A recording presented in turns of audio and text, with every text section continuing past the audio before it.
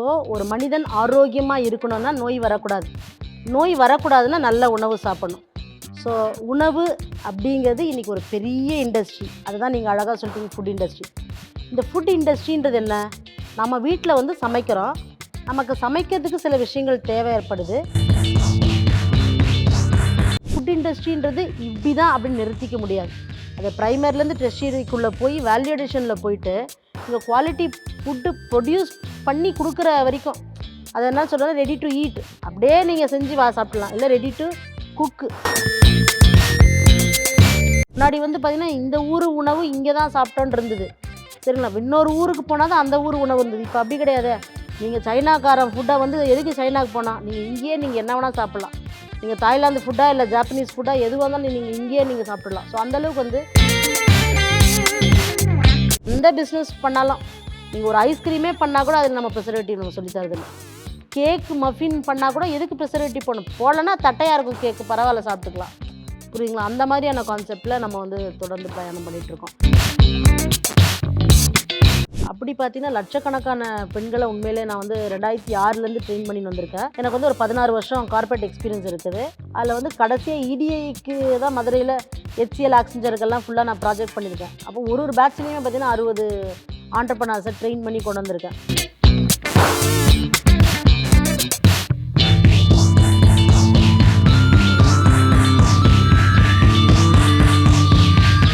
IBN Tamil நேயர்களுக்கு வணக்கம். நான் உங்கள் கோமதி தேசிங். இன்னைக்கு நம்ம கூட ஃபுட் இண்டஸ்ட்ரி பற்றி பேசுறதுக்காக கவிதா பல்ராம் அவங்க இருக்காங்க. வணக்கம் மேம்.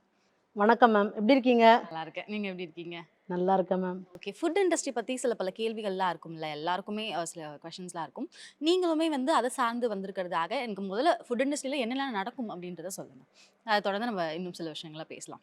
எப்படி அதை ஸ்டார்ட் பண்ணுவாங்க, இல்லை வந்து ஃபுட் மேனுஃபேக்சரிங் பண்ணுறவங்களே தான் வந்துட்டு அதுவே பண்ணுவாங்களா, இல்லை அதுக்குன்னு தனியாக டிபார்ட்மெண்ட்ஸ் இருக்கா, இல்லை யார் வேணால் அதை எடுத்து பண்ணலாமா, அந்த மாதிரி? ஸோ உணவு தான் மேடம் உயிரினுடைய அடிப்படையே.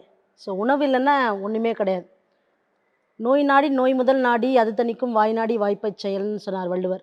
அப்போது ஒரு மனிதன் ஆரோக்கியமாக இருக்கணும்னா நோய் வரக்கூடாது. நோய் வரக்கூடாதுன்னா நல்ல உணவு சாப்பிடணும். ஸோ உணவு அப்படிங்கிறது இன்றைக்கி ஒரு பெரிய இண்டஸ்ட்ரி. அதுதான் நீங்கள் அழகாக சொல்லிட்டீங்க, ஃபுட் இண்டஸ்ட்ரி. இந்த ஃபுட் இண்டஸ்ட்ரின்றது என்ன? நம்ம வீட்டில் வந்து சமைக்கிறோம். நமக்கு சமைக்கிறதுக்கு சில விஷயங்கள் தேவை ஏற்படுது. அதை நம்ம பேக்கெட்டாக வாங்கிக்கிறோம். அது நீங்கள் மசாலாவில் ஆரம்பித்து, மாவில் ஆரம்பித்து, எண்ணெயிலிருந்து, சரிங்களா, A to Z பொருளை வந்து நம்ம கன்சியூமராக வாங்கிக்கிறோம். இதில் ப்ரைமரி, செகண்டரி, டெர்ஷரின்னு சொல்லுவோம். இப்போ நீங்கள் அரிசியாக நீங்கள் வாங்கிக்கிறீங்க அப்படின்னு சொன்னால் அது ப்ரைமரி ப்ராடக்ட்ஸாக ஆகிடுது. அதே அரிசியை நீங்கள் மாவாக கன்வெர்ட் பண்ணிட்டீங்கன்னா அது செகண்டரி ப்ராடக்ட் ஆகிடுது. அதே மாவை நீங்கள் இன்னும் வேல்யூ அடிஷனாக மாற்றி அதை வந்து நீங்கள் ஒரு தோசை மாவா, ஒரு இட்லி மாவா, ஒரு அடை மாவா, அல்லது ஒரு முறுக்காவே பண்ணி கொண்டு வந்து கொடுத்துட்டிங்கன்னா அது ட்ரெஷரி ஃபுட் இண்டஸ்ட்ரி ஆகிடுது. இந்த 3 இதில் யாருக்கு எது பிடிக்குதோ அதில் எடுத்துக்கிறாங்க. சில ப்ரொடியூஸ் பண்ணுறவங்களே செல் பண்ணுறாங்க, இல்லை ப்ரொடியூஸ் பண்ணுறவங்கள்ட்ட அதை வாங்கி ரீசெல் பண்ணுறாங்க. சிலர் என்ன பண்ணுறாங்க, இதெல்லாம் எனக்கு வேண்டாம், நான் வந்து வேல்யூ அடிஷன் பண்ணுறேன், நான் மதிப்பு கூட்டல் பண்ணுறேன் அப்படின்னு பண்ணுறாங்க. ஸோ இதில் வந்து லார்ஜ் பிளேயர்ஸும் இருக்கிறாங்க, ரொம்ப ஸ்மால் பிளேயர்ஸும் இந்த ஃபுட் இண்டஸ்ட்ரியில் இருக்காங்க. அவங்கவுங்களுக்கு வேண்டிய இடங்கள் இருக்குது. இப்போ என்னென்னா மார்க்கெட்டில் லார்ஜ் பிளேயர்ஸ் நிறைய பேர் இருந்தாலும் மக்களுக்கு ஒரு பயம் வந்துருச்சு. நம்ம வந்து தொடர்ந்து நிறைய ப்ரெசர்வேட்டிவ் போட்ட உணவுகளை சாப்பிட்டுட்ருக்கோமோ, அல்லது நம்மளோட உணவு வந்து கரெக்டான உணவு தானா, இது உண்மையான நிறம் தானா, இது வந்து உண்மையாக அந்த மாவு தானான்ற ஒரு சந்தேகம்லாம் வரும்பொழுது தான் அவங்க என்ன பண்ணுறாங்கன்னா, ஸ்மால் பிளேயர்ஸ்ன்னு சொல்லக்கூடிய சிறு குறு தொழில் செய்யக்கூடிய உணவு ஃபுட் இண்டஸ்ட்ரீஸில் வந்து இப்போ நிறைய பேர் வந்து மாறி பொருட்களை வாங்கிட்டுருக்காங்க. ஃபுட் இண்டஸ்ட்ரின்றது வந்து உலகம் இருக்கிற வரைக்கும் அது ஒரு பெரிய இண்டஸ்ட்ரி. முன்னாடிலாம் வந்து பார்த்திங்கன்னா ஒரு மாவு அப்படின்னு எடுத்துக்கிட்டிங்கன்னு வச்சுக்கோங்க மேடம், நீங்கள் அரைக்கணும், அது மாவு கல்லில் அரைக்கணும், அடுத்து மாவாக ஆச்சு, அப்புறம் நீங்கள் அதை கலக்கிக்கலான்னு வந்தது. இப்போ கலந்தே மாவு கிடைக்குது. இப்போ அடுத்த கட்டம் இன்னும் ஃபாஸ்ட்டாக எப்படி போகுதுன்னு பார்த்திங்கன்னா, மாவுக்கு சைட் டிஷ்ஷே கூட சேர்ந்து வந்துடுது. அது தொக்காக இருக்கட்டும், குழம்பா இருக்கட்டும்னு வந்துடுது. இன்னும் ஒரு படி மேலே போய் நீங்கள் உங்களுக்கே எல்லாமே தெரியும், பல ஆப்புகள் மூலமாக வீட்டுக்குள்ளே வந்துடுது. நீங்கள் ஆப்புக்குள் வந்தாலும் ஃபுட்டு பிரச்சனையாக இருக்குது அப்படின்னு வரும்போது ஃபுட் இண்டஸ்ட்ரி அடுத்த கட்டமாக வளர்ந்து போய் வீட்டுக்கே வந்து ஆரோக்கியமாக சமைச்சு கொடுக்குறோன்னு வந்துருச்சு. ஸோ அப்படின்னும்போது ஃபுட் இண்டஸ்ட்ரின்றது இப்படி தான் அப்படின்னு நிறுத்திக்க முடியாது. அது ப்ரைமரிலேருந்து டெர்ஷியரிக்குள்ளே போய் வேல்யூடேஷனில் போயிட்டு இங்கே குவாலிட்டி ஃபுட்டு ப்ரொடியூஸ் பண்ணி கொடுக்குற வரைக்கும் அதை என்ன சொல்கிறது, ரெடி டு ஈட் அப்படியே நீங்கள் செஞ்சு சாப்பிட்லாம், இல்லை ரெடி டு குக்கு. சரிங்களா? ஒரு தண்ணி ஊத்துனா நம்ம சாப்பிட்றலாம், ஒரு சூப்பு குடிச்சிடலாம். ஒரு தண்ணி ஊத்துனா உடனே ஒரு தோசை வார்த்துடலாம். அப்படிங்கிற அளவுக்கு பிஸ்னஸ் வந்து எங்கேயோ போயிட்டுருக்கு. இது வந்து உலகளாவிய பிஸ்னஸ். ஓகே. இதுக்கு ஆன்சர் வந்து இப்படி சொல்லிட முடியாது. முன்னாடி வந்து பார்த்தீங்கன்னா, இந்த ஊர் உணவு இங்கே தான் சாப்பிட்டோன்னு இருந்தது. சரிங்களா? இன்னொரு ஊருக்கு போனா தான் அந்த ஊர் உணவு இருந்தது. இப்ப அப்படி கிடையாதே. நீங்க சைனாக்காரன் ஃபுட்ட வந்து எதுக்கு சைனாக்கு போனா? நீங்க இங்கேயே என்ன வேணா சாப்பிடலாம். நீங்க தாய்லாந்து ஃபுட்டா, இல்ல ஜாப்பனீஸ் ஃபுட்டா எதுவா இருந்தாலும் நீங்க இங்கேயே சாப்பிட்டுடலாம். ஸோ அந்த அளவுக்கு வந்து ஃபுட் இண்டஸ்ட்ரி வந்து ரொம்ப சுருங்கிடுச்சு. நம்ம வீட்டு தட்டுகள்ல நம்ம எல்லா கண்ட்ரியோட ஃபுட்டும் நமக்கு வந்துருச்சு. எல்லா கண்ட்ரியோட ஃபுட்டுமே ப்ரீமிக்ஸாவும் இன்னைக்கு நமக்கு கிடைக்குது. ஸோ அந்த அளவுக்கு வந்து ஃபுட் இண்டஸ்ட்ரி வந்து பூம் ஆயி போயிட்டுருக்குது. ஆனா, அங்க ஒரு முற்றுப்புள்ளி அப்படி ஃபுல் ஸ்டாப்ன்னு யோசிச்சேன்னா, நம்ம ஊர்ல என்ன விளையுதோ, அத நாம சாப்பிட்டோம்னா நமக்கு ஆரோக்கியம். ம். நம்ம ஊர்ல விளையறத விட்டுட்டு எங்கெங்கேயோ விளையறத நம்ம சாப்பிட்டோம்னா நமக்கு ஆரோக்கியம் இல்ல. இது வந்து ஒரு விழிப்புணர்வு. இதுக்கு கொஞ்சம் பேர் போயின்னு இருக்கிறாங்க. அந்த ஃபுட் இண்டஸ்ட்ரி தான் வந்து ஆர்கானிக் ஃபுட் இண்டஸ்ட்ரி, ஹோம்மேடு இது அப்படின்னு இருக்கு. அதுல அந்தே கேட்டகரி தான். அந்த கொஞ்சமா போயிட்டுருக்காங்க பார்த்தீங்களா? அந்த கொஞ்சமா போயிட்டுருக்க கேட்டகரி தான் நம்மளுமே. கேபி ரெசிபீஸ்ன்னு சொல்லிட்டு நஞ்சில்லா உணவு தான் நம்மளோட கான்செப்ட்டே. 0 பிரிசர்வேட்டிவ்ஸ். நீங்க கிளாஸ் சொல்லி தரும்போதே பிரிசர்வேட்டிவ் சொல்லிக் குடுத்தா தானே பிரச்சனை. சொல்லியே தரதில்ல. ஓகே. நீங்க எந்த பிசினஸ் பண்ணாலும், நீங்க ஒரு ஐஸ்கிரீமே பண்ணா கூட அதில நம்ம பிரிசர்வேட்டிவ் நம்ம சொல்லி தரதில்ல. கேக், மஃபின் பண்ணா கூட எதுக்கு பிரிசர்வேட்டிவ் போடணும்? போடலன்னா தட்டையா இருக்கும் கேக்கு பரவால்ல சாப்பிட்டுக்கலாம். புரியுதுங்களா? அந்த மாதிரியான கான்செப்ட்ல நம்ம வந்து தொடர்ந்து பிரயாணம் பண்ணிட்டு இருக்கோம். ஒரு குழம்பு, ஒரு தொக்குகள்லாம் பண்றீங்க அப்படின்னா, நீங்க பிரிசர்வேட்டிவ் போட்டீங்கன்னா 6 மாசம் இருக்கும். எங்களுக்கு வேணாம் பிரிசர்வேட்டிவ். 30 நாள் தான் நல்லாயிருக்கும். அப்படின்னா 30 நாள் மட்டும் எப்படி பண்ணலாம்? அதையே ஒரு வெறும் 15 நாள்ல கூட ஓகே போதும். ஆரோக்கியமா சாப்பிட்டுக்கலாம். அப்படிங்கிற இடத்துல தான் நம்ம வந்து இப்ப இருக்கோம். ஓகே. நீங்க சொன்ன மாரி, இப்போ உலகம் இருக்கிற வரைக்கும் அந்த ஃபுட் இண்டஸ்ட்ரி வந்து நிலையா தான் இருக்கும். மக்கள் வந்து எந்த அளவுக்கு இருக்காங்களோ, அந்த அளவுக்கு வந்து எஃப்எம்சிஜி வந்து அப்படியே தான் இருக்கும். ஆனா நம்ம பார்க்கும்பொழுது, கண்ணால பார்த்து ஒரு உணவ ரசிக்கிறது தான் அதிகம். நம்ம ருசிக்கிறதுக்கு முன்னாடி அத பார்க்கும்பொழுது அதோட இது எப்படி இருக்கு அப்படின்னு பார்த்து ரசிக்கிறது தான் அதிகம். நம்ம பார்த்ததுக்கு அப்புறம் தான் அத ஆர்டரே பண்ணுவோம். பார்த்ததுக்கு அப்புறம் தான் சில பொருட்கள வாங்க தான் செய்வோம். ஆனாங்க நீங்க ப்ரிசர்வேட்டிவ்ஸே இல்ல அப்படின்ற பட்சத்துல ஒரு கேக் ஆகட்டும், இல்ல ஒரு தோசை ஆகட்டும், அது உப்பு போடுறது கிடையாது. அப்ப அத மக்கள் வந்து அக்செப்ட் பண்ணிப்பாங்களா? அத அக்செப்ட் பண்ணிக்க ரெடியா இருக்காங்களா? அது நல்ல கொஸ்டின் கேட்டீங்க. எப்பயுமே வந்து மேடம் ஆரோக்கியம் சார்ந்து தேடல்ல உள்ளவங்க இருக்காங்க. அவங்க வந்து பார்த்தீங்கன்னா, அக்செப்ட் பண்ணிக்கிறாங்க. ஆரோக்கியம் பத்தி கவலையே கிடையாது. கலரா இருக்கணும். சரிங்களா? அப்பீலிங்கா இருக்கணும். வாய்க்கு மட்டும் ருசியா இருக்கணும். அப்படிங்கிறவங்க வந்து அக்செப்ட் பண்ண போறதில்ல. எப்பயுமே 2 சாரான மக்கள் இருப்பாங்க. எனக்கு வந்து நல்லதுன்றது எனக்கு அவசியம் இல்ல. ஏதோ ஒண்ணு நான் அவசரகதிக்கு சாப்பிட்டுக்கணும், போய்க்கணும். என்ன சொல்றது? ஏதோ ஒரு வெந்த சோறு அதில ஒரு ஒரு ப்ராடக்ட்ட போட்டு நான் சாப்பிட்டுக்கணும், முடிஞ்சிடணும். அப்படின்றவங்களுக்கு வந்து அது தேவை கிடையாதுல்ல. நான் வந்து வாழ்க்கைய நிறுத்தி நிதானமா ஸ்லோ லைஃப் போவேன். சரிங்களா? வாழ்க்கைய அனுபவிப்பேன். வாழ்க்கைய உண்மையிலேயே வாழுவேன் அப்படின்றவங்களுக்கு தான் அந்த மாரி. இப்ப நீங்க சாப்பாடே வந்து பார்த்தீங்கன்னா, மென்னு நிம்மதியா சாப்பிடணுன்றது ஒரு கேட்டகரி. சாப்பாடு சாப்பிட நேரம் இல்ல. நிக்கவே நேரம் இல்ல அப்படின்னு சொல்றது இன்னொரு கேட்டகரி. ஸோ அப்ப அந்த நிக்கவே நேரம் இல்லன்னு சொல்ற கேட்டகரி கிட்ட போய் நீங்க வந்து ஃபுட்ட பத்தி ஹெல்த்தான ஃபுட்ட பத்தி பேசுறது வேஸ்ட்டு. ஓகே. ஸோ யாரு வந்து அத தேடுறாங்களோ, அவங்க வந்து தேட தானே செய்றாங்க. ஸோ அங்க வந்து உங்களுக்கு 0 ப்ரெஷர். அவங்க வந்து பார்த்தீங்கன்னா, கண்ணு அப்படிலாம் பார்த்து மயங்கவே மாட்டாங்க. பிகாஸ் அவங்களுக்கு தெரியும். மார்க்கெட்டிங் உலகன்றதே என்ன? உங்களுக்கு கண்ணு முன்னாடி பல பல பலன்னு காட்டுறது தானே. ஸோ தட் இஸ் மார்க்கெட்டிங்ல. சந்தைப்படுத்தல் உங்க மனசுக்குள்ள ஒரு கலர் கிரியேட் ஆகும். இந்த கலர்னா இப்படி இருக்கும். இந்த ப்ராடக்ட்னா அது டேஸ்ட் இப்படி இருக்கும் அப்படின்னு படம் காட்டிடுவாங்க. பட் ரியாலிட்டில அது இருக்கிறது இல்லல்ல. ஸோ அப்படின்னும்போது ஹெல்த் ஃபோக்கஸா இருக்கிறவங்க வந்து பார்த்தீங்கன்னா, அதுக்கெல்லாம் அவ்வளோ போகறதில்ல. அதுக்கான மக்கள் கஸ்டமர்ஸ் இருக்க தான் மேடம் செய்றாங்க. ஓகே. இப்ப எந்த இண்டஸ்ட்ரி வந்தாலும் ஒரு கேள்வி என்னவா இருக்கும் அப்டின்னா, நான் எப்ப லாபம் தீட்டுவேன் அப்டின்ற ஒரு கேள்வி இருக்கும். ஃபுட் இண்டஸ்ட்ரியில உங்களுக்கு நஷ்டமே வராது அப்டின்னு ஒரு சார் மக்கள் சொல்றாங்கல்ல, அது உண்மையா? உண்ம 100% உண்ம.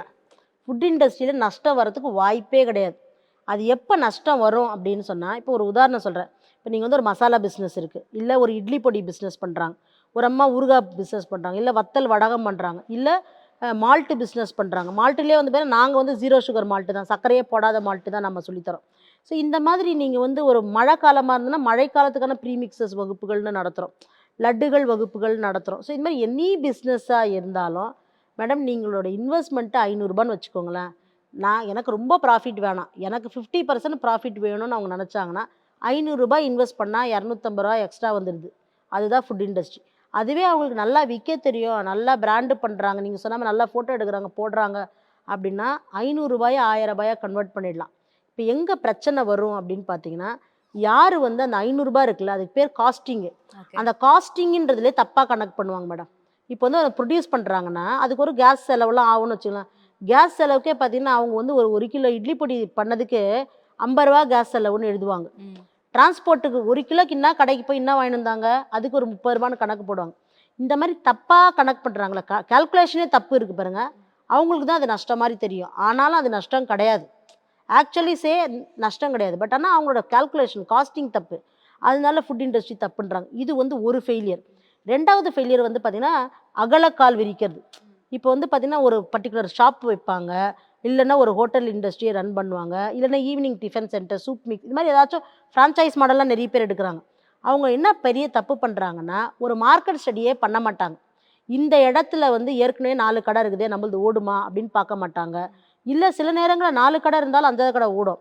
ஃபுட் கோர்ட் இருக்குன்னா, ஃபுட் கோர்ட்டில் போயிட்டு எல்லாரும் வந்துருவாங்கன்னு நினச்சிட்டு அவங்களும் அதில் போயிட்டு ஒரு ஃப்ரான்ச்சைஸ் மாடலில் ஸ்டார்ட் பண்ணுருவாங்க. பார்த்தீங்கன்னா அந்த ஏரியாக்குள்ளே வெறும் வீக்கெண்ட்ஸ் ஒண்டி தான் வருவாங்க. அதுவே ஒரு மழை பெஞ்சிருச்சு, இல்லை அதிகமாக ஏதோ ஒரு படமே ரிலீஸ் ஆயிடுச்சுன்னா ஒரு ஆள் கூட வரமாட்டாங்க. அப்போ எங்கேருந்து வரும்? ஸோ இப்போ ப்ராப்ளம் எங்கன்னா, ரிசர்ச் பண்ணாமல் லார்ஜ் இன்வெஸ்ட்மெண்ட் பண்ணும்பொழுது ப்ராஃபிட் வரதில்லை.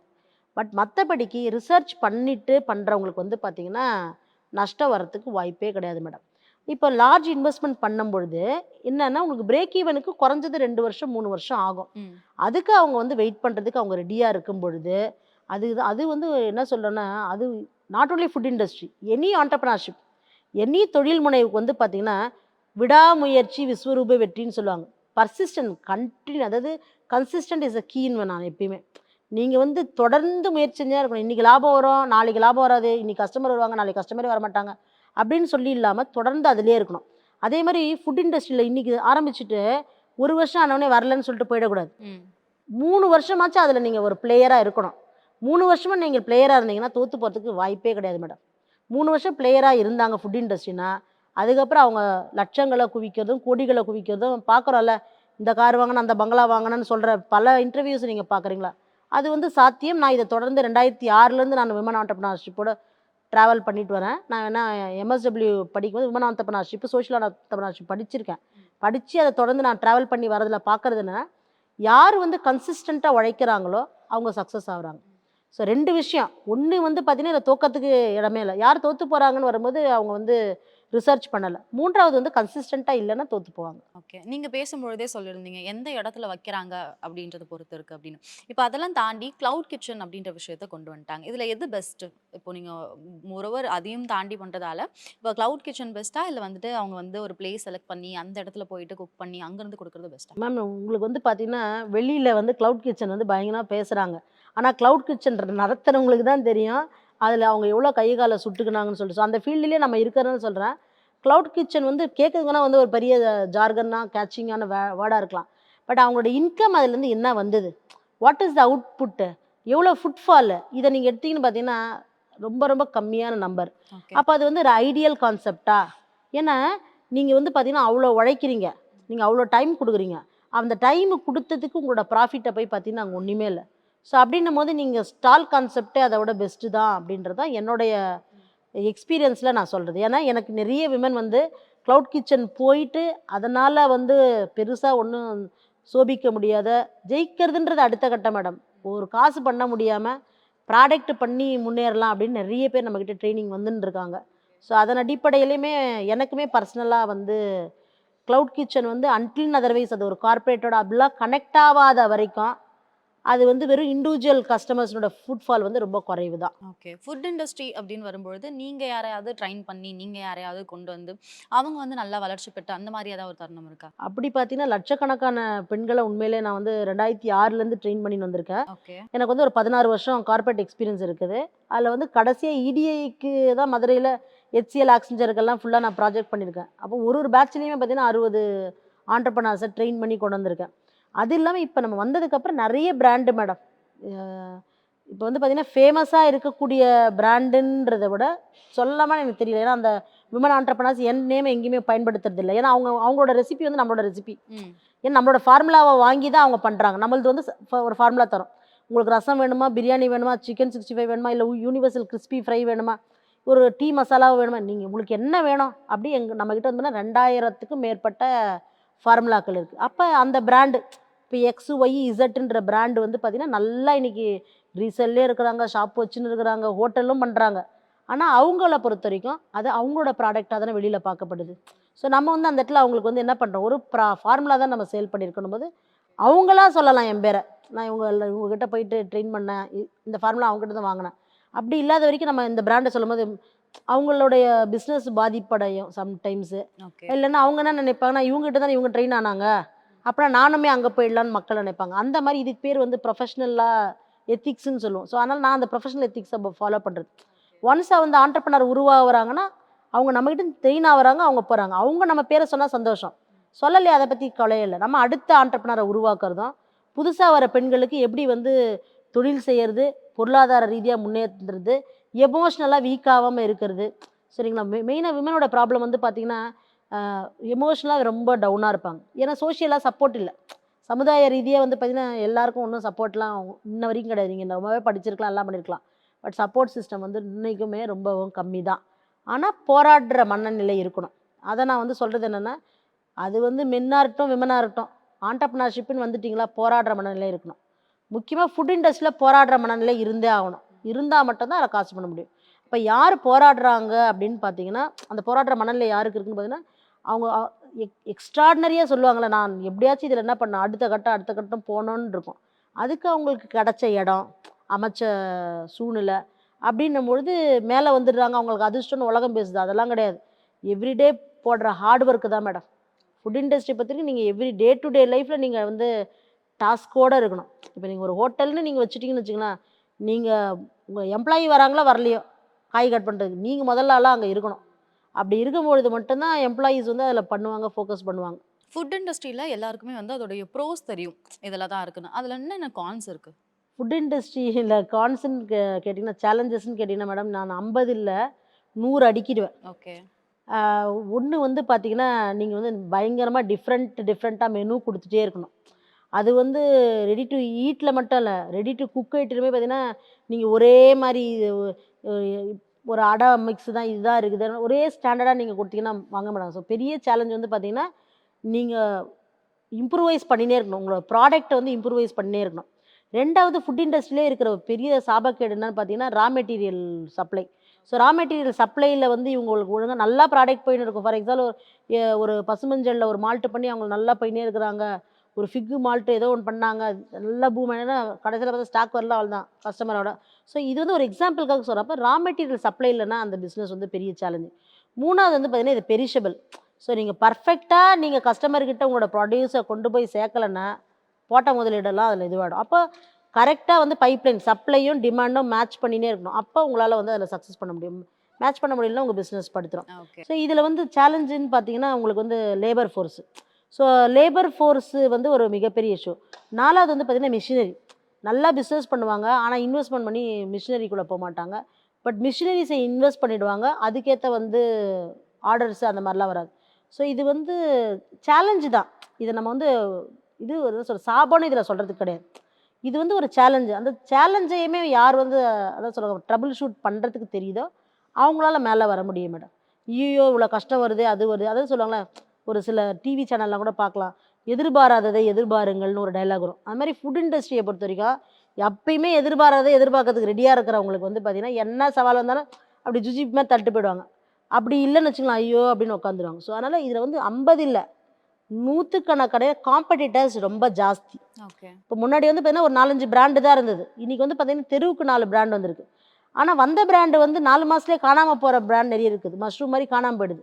இதில் யார் 3 வருஷம் வரைக்கும் சர்வை பண்ணுறாங்களோ அவங்க பிராண்டாக வந்துடுவாங்க. ஓகே. ஸோ அதனால் இது வந்து அந்த என்ன சொல்கிறது, வரத்தை சாபமாக மாற்றிக்கிறது யாருன்னா, எனக்கு இது வராது புளிக்குன்னு ஓடிட்ட குரூப்பு. நான் எப்படியாச்சும் இதில் போராடுவேன், நான் ஜெயிச்சே ஆவேன். ஜெயிக்கிறதுன்னா என்ன, ஒரு நாள் விடாமல் உழைக்கிறதுக்கு ரெடி அப்படிங்கிறவங்க அதை வரமாக மாற்றிக்கிறாங்க மேடம். ஓகே. நிறைய விஷயம் பேசியிருக்கீங்க. நிறைய விஷயம் எங்களுக்கு தெரிஞ்சிருக்கு. இந்த காணொலியை பார்க்குற யாருக்காவது வந்து விமன் ஆண்டர்பிரினர் ஆகட்டும், இல்லை உங்கள்கிட்ட வந்துட்டு கிளாஸ் கற்றுக்கணும் அப்படின்னா கண்டிப்பாக வந்து அவங்க உங்களை வந்துட்டு காண்டாக்ட் பண்ணுவாங்க. உங்கள் நேரத்தை செலவழித்து இவ்வளோ விஷயம் பேசினதுக்கு நன்றி. வாய்ப்புக்கு நன்றி மேடம்.